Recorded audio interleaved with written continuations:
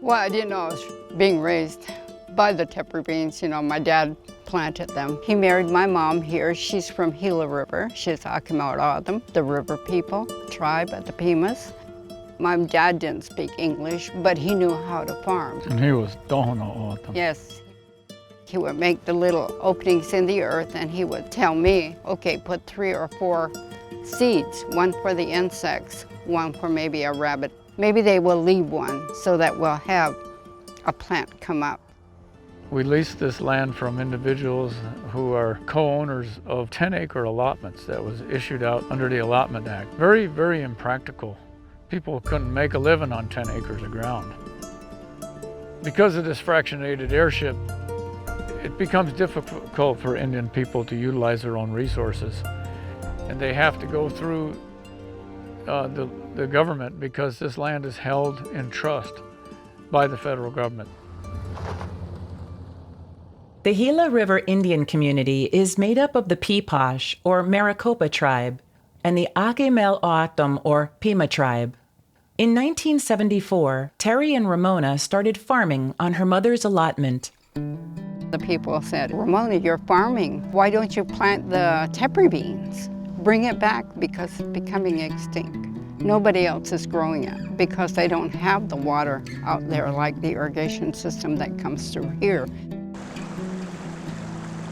We call our value system and our outlook our Autumn Himada, meaning our way of life.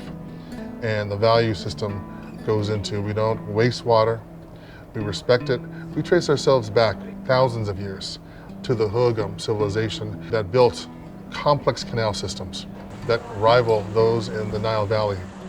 Their tepary history of cultivation goes back that far. Velvet and I go around doing presentations to children. Here we have a layer of the haw, or our autumn squash, our traditional squash. She has that great spirit of teaching the kids and people that don't know our traditional foods, of introducing them to appease their palates with her own recipes. To overcome issues with food access, there are all sorts of grandiose models of just putting a ton of energy into moving food from outside the reservation onto the reservation. Actually having seeds in your hand with the potential to grow in your community, that's real access to nutrition and food sovereignty.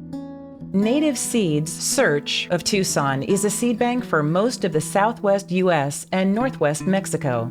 They chronicle and cultivate heirloom and native seed varieties, making sure they still grow as intended. A tepary bean ended up in this 3-foot deep channel of gravel that surrounds our garden, and it doesn't care at all. These seeds can't be separated from the regions where they were originally grown. They know this place. And with that comes a resilience and an adaptability to this environment, which is challenging for not just crop plants, but wild plants and animals and even insects. It has taken years to even begin to return the vibrancy of autumn farming, once deeply threatened by incoming white farmers in the late 1800s. They thrived really well in their economy, and that became noticed by people around them who copied their irrigated agriculture and just went a little bit upstream and diverted water to do what they did. When the famine came in, and a lot of the Pimas died off from starvation because of the water being diverted. Most of our community, outside of maybe some of our elders, they've only seen water and the flow of the Gila River in black and white photographs. The water rights settlement of 2004 tripled the Gila River Indian community's allotment of Central Arizona project water after decades of tribal action. 2004 was the largest water settlement in United States history.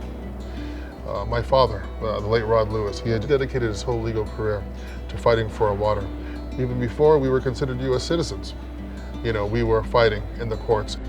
The Gila River Indian community has been working since 1995 on a water delivery system to see that any water they won back on paper makes it home.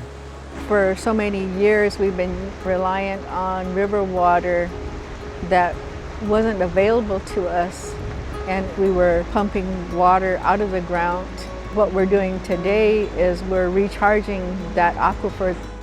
Even post-settlement, tribes with water rights have fought to be at the table for long-term water planning, such as Arizona's Drought Contingency Plan, or DCP. Since we have fought for and regained our ties to our water rights, we've seen the devastation that can occur when your water is taken away from you, and we don't want that to happen to anyone. The Gila River Indian community's leadership and commitment to keep some of their water in Lake Mead ultimately led to the DCP compromise. The tribe received compensation, and the entire Arizona area has greater water security.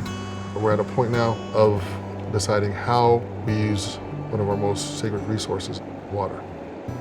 And so I think, being inclusive and being open to collaboration, I think those are two essential ways that really can bridge to other groups.